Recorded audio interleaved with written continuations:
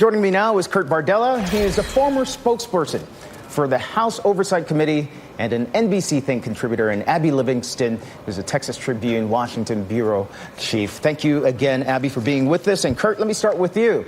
So it's the White House versus the House Democrats. How do you see this all playing out? Well, it's going to be one of the greatest struggles we've ever seen, and a real stress test of constitutional check and balances between the Congress, which has oversight authority, which has implicit authority to ask for any tax return that it wants. It doesn't say, well, if there's an audit going on, that person doesn't have to turn it over. The statute's very clear in what gives the Ways and Means Committee the authority to ask for this. And Trump, being the executive branch who is resisting every possible oversight coming his way, who doesn't seem to be intent on turning anything over to anybody, who even sent a letter, his lawyer sent a letter challenging one of the accounting firms who got subpoenaed by Congress to return over financial documents. They threatened them, saying, you better not do this. So very clearly, Trump's not in a cooperative mood, and this is going to end up being tested where I think what we saw earlier in this decade, when the executive branch did not turn over documents that were subpoenaed, Congress sued them for it. And I think we could very well see ourselves in court over this. And did Congress win, and how long did it take? Well, and this is the extraordinary thing. When the Justice Department didn't want to turn over certain documents to Congress, they were sued in federal court. And guess what? Congress won. The judge ruled that the executive authority that was being imposed by the president, it did not meet the litmus test for not disclosing to Congress. By the way, the same judge who decided that, same judge who sentenced Paul Manafort and Roger Stone. Interesting note there. Abby, in the meantime, so that does beg the question, picking up on where Kurt left it all off. What is the next move for Congress? Assuming, of course, this deadline is going to come and the president's team is just going to ignore it. Subpoenas, what happens?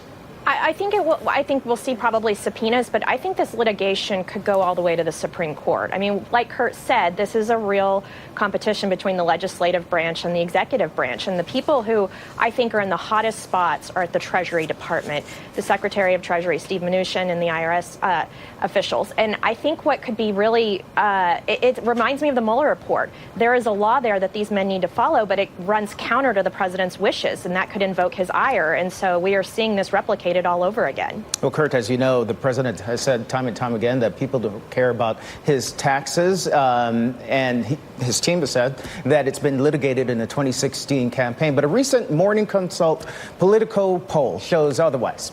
51% of voters support the Democrats' efforts to obtain the president's tax returns. 36% are opposed to it. So let's talk about the politics of all of this. The people there basically have spoken. Will the president listen?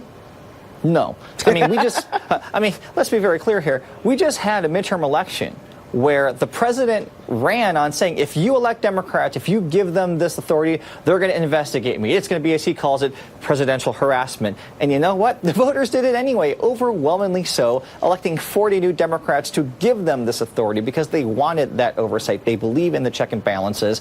And so Donald Trump may not like it. He may not want to listen to it. He may want to try to break the law and not cooperate. But there is a clear mandate from the American people. The irony of it all is, hearing Rudy Giuliani earlier today, they might be more comfortable if instead China hacked and stole the tax returns and then gave it to Democrats to put up, because apparently in their paradigm, that's a totally okay thing to happen. I see what you did there. So, Abby, in the meantime, the Treasury Secretary Steve Mnuchin, you get a sense that he's overplaying his hand with his role in this fight over his boss's taxes? My sense is the best thing for him to do is just try to lay as low as possible. But one other thing about this, going back to the Mueller report, there was almost nothing mentioned in that report about the president's finances. And what's fascinating to me is a year ago, 2 years ago, Democratic sources kept telling me, follow the money, that is where the scandal is. And so I think that the IRS, the tax returns could be very enlightening. You do get a sense, though, that the SDNY is following the money at this hour. Kurt Bardella and Abby Livingston, thank you, guys. Thank you. Thanks a lot, Candace. All right, coming up in our next hour, Manic Monday divided Democrats